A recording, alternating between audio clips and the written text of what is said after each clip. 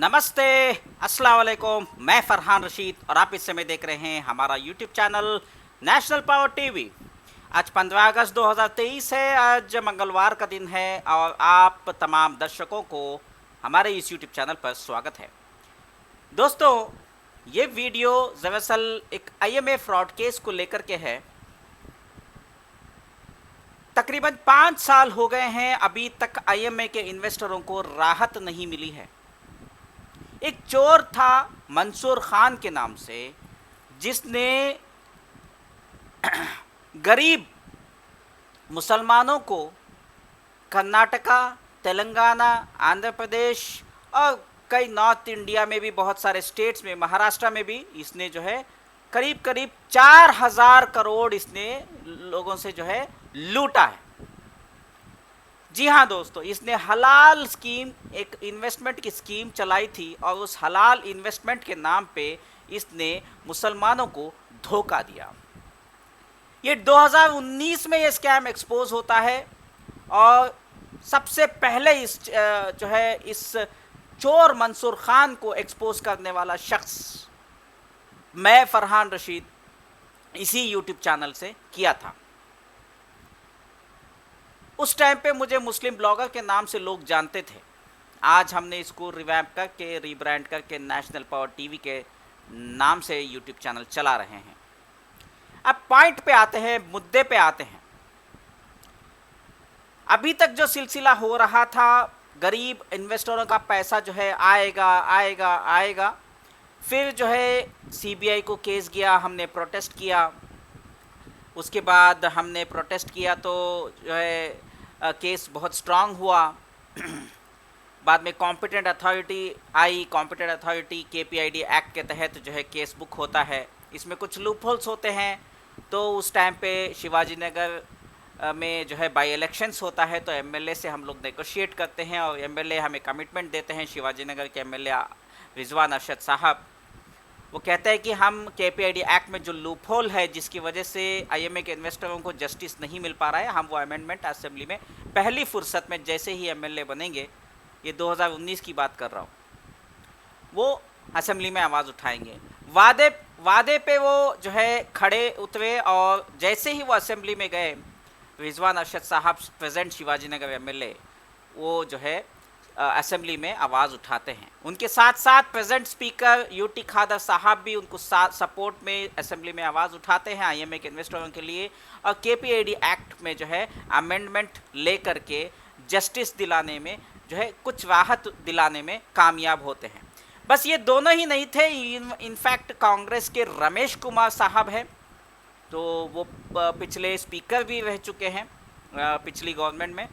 तो वो जो है उन्होंने भी आवाज़ उठाई थी, पिछली नहीं, उससे पहले, बहुत पहले। आई मीन पिछली गवर्नमेंट तो बीजेपी की थी। बीजेपी से पहले जो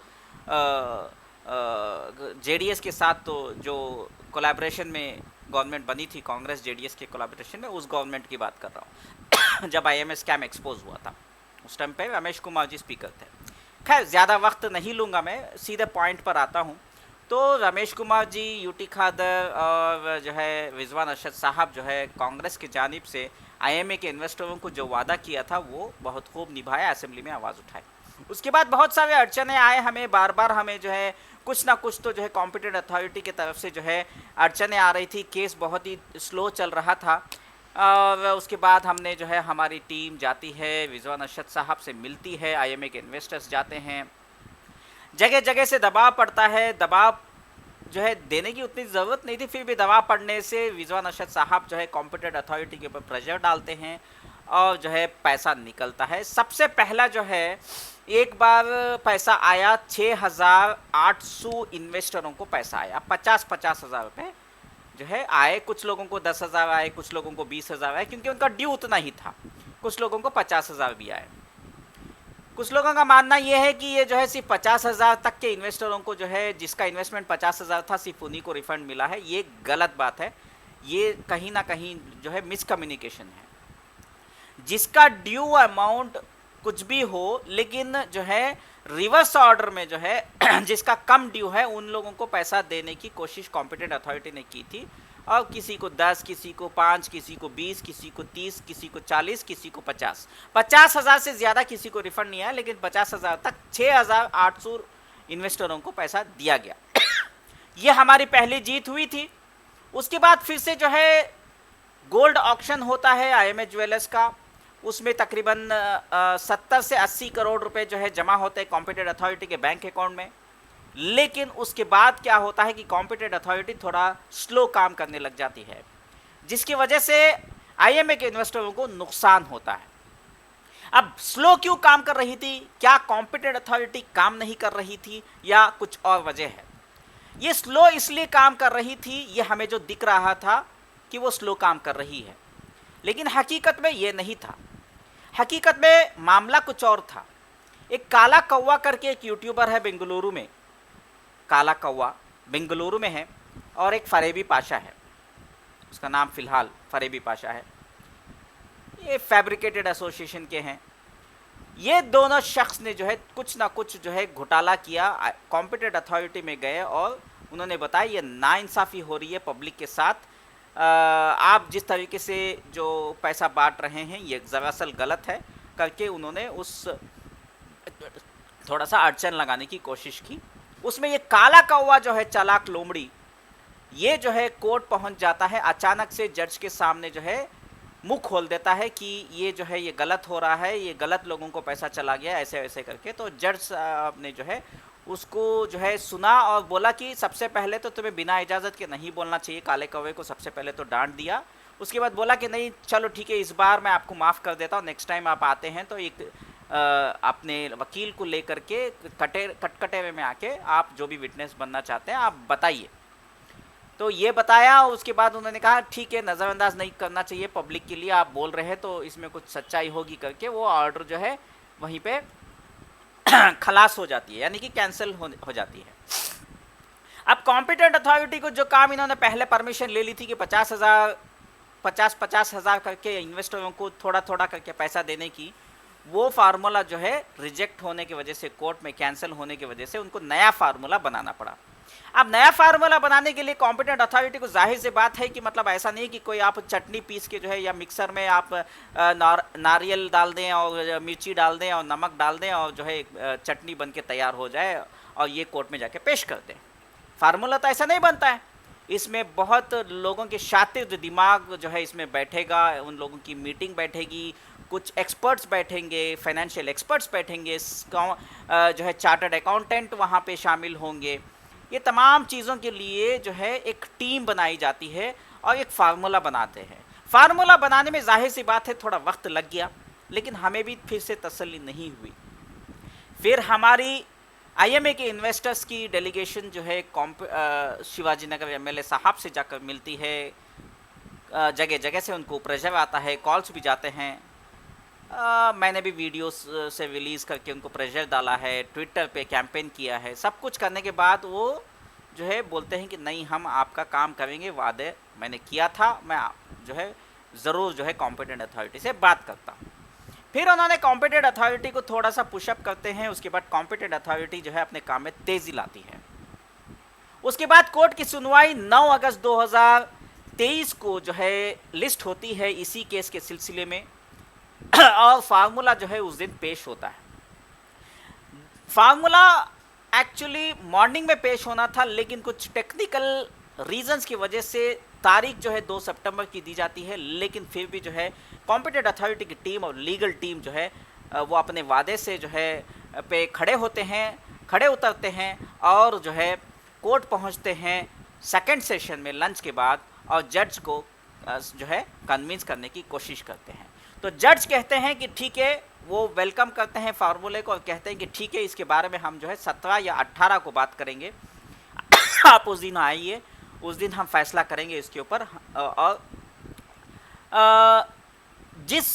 जहाँ जो IMA के इन्वेस्टर्स वहाँ पे कोर्ट में मौजूद थे, मेरा वीडियो रिलीज़ होने के बाद मैंने बताया था इन्वेस्टरों को कि आप जो है कैसे भी करके जो है आप कोर्ट पहुंचिए, क्योंकि कोर्ट वापस खुलने वाला है और IMA का केस आज ही होगा, 9 अगस्त 2023 को ही होगा करके जब इत्तला की मैंने IMA के इन्वेस्टरों को, चंद लोगों को, तो उसमें से 3 लोग जो है जाते हैं कॉम्पिटेंट अथॉरिटी कोर्ट में पहुंचते हैं और वो हियरिंग अटेंड करते हैं।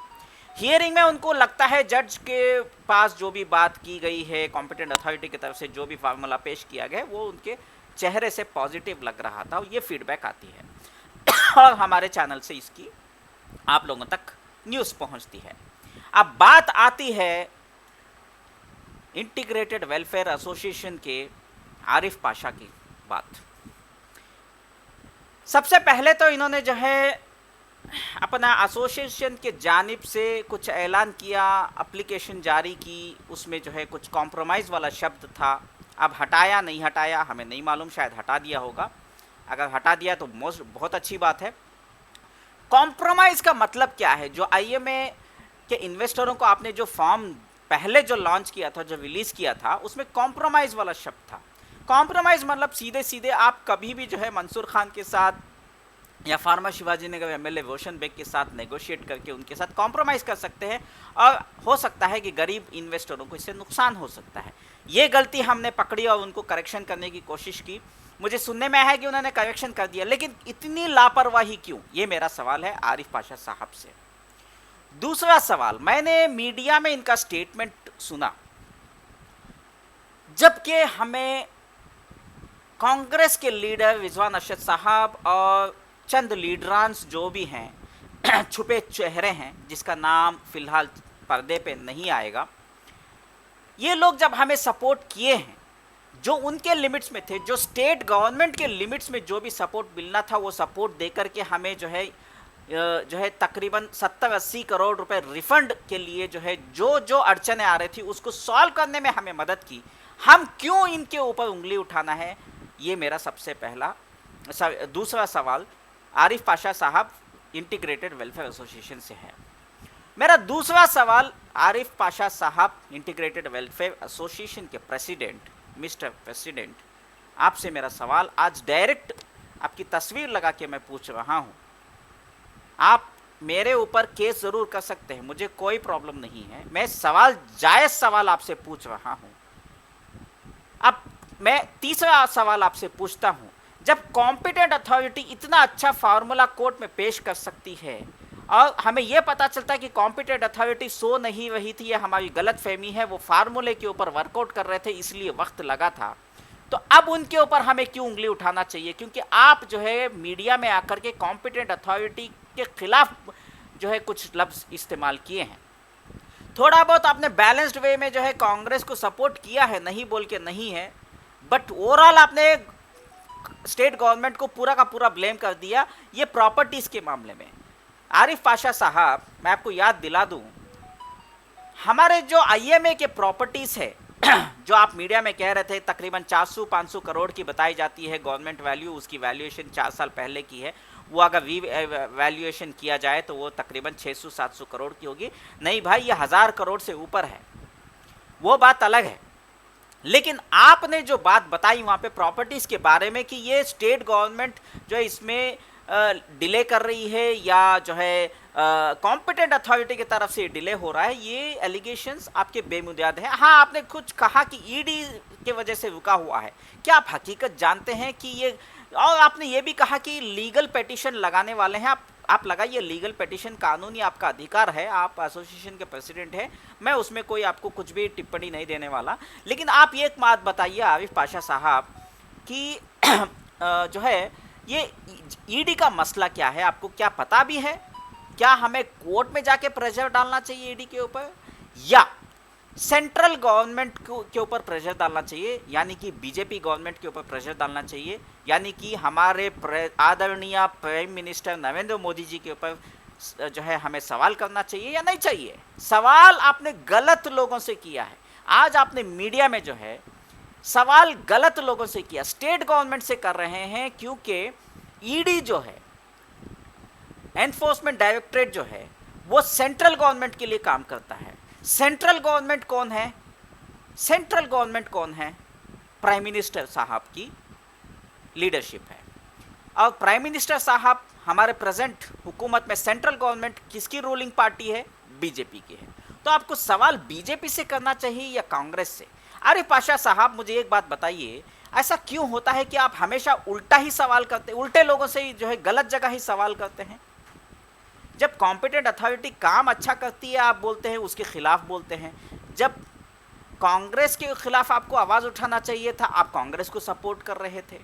मतलब आप किस तरफ हैं, आप चाहते क्या हैं, ये हमें जो है थोड़ा कंफ्यूजन हो रहा है। ये आप प्लीज़ अगली वीडियो में आप ये क्लैरिफिकेशन ज़रूर दीजिएगा। कंप्लेंट करना सोल्यूशन नहीं है, ये पब्लिक मैटर है।